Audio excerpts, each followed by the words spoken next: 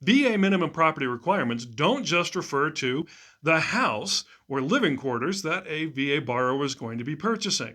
There are also minimum property requirements for the land or property itself that the buyer is looking at. First and foremost of these is accessibility. The property must be accessible year round, either through a public or private road. That road must be well maintained. If it is a private road, additional documentation as to who maintains the road may be required by the VA loan officer and underwriter.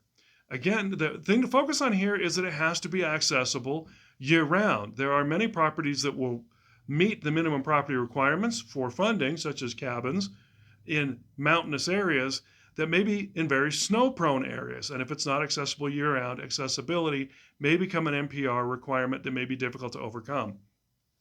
Second is that there cannot be any encroachments on the property.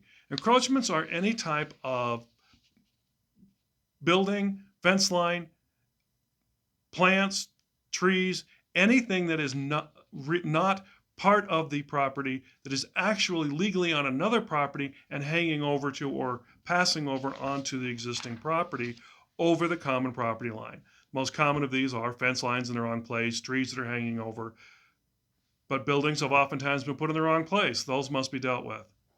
Finally, drainage and topography and flood hazards.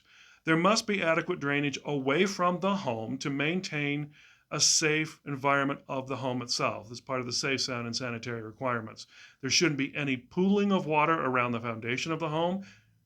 Many buyers assume that concrete on a foundation is a solid. It is not. It is semi-porous. And water pooling around a foundation can migrate through the foundation into the building itself and then cause damage to the property.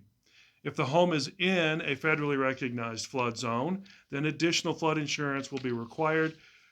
Even if there hasn't been a flood in a very long time, if it's in the flood zone, it will be required. The most common type of issue I see with this as an agent is inadequate drainage for the yard, where the yard has a negative slope and drains toward the home, where the grass is settled around the home, or flower beds have been put up around the home and water pools around the home, or there's concrete work that allows puddling around the property. Rain gutters also need to make sure that they drain away from the home so there's not water or drainage issues where water sits around the foundation of the home.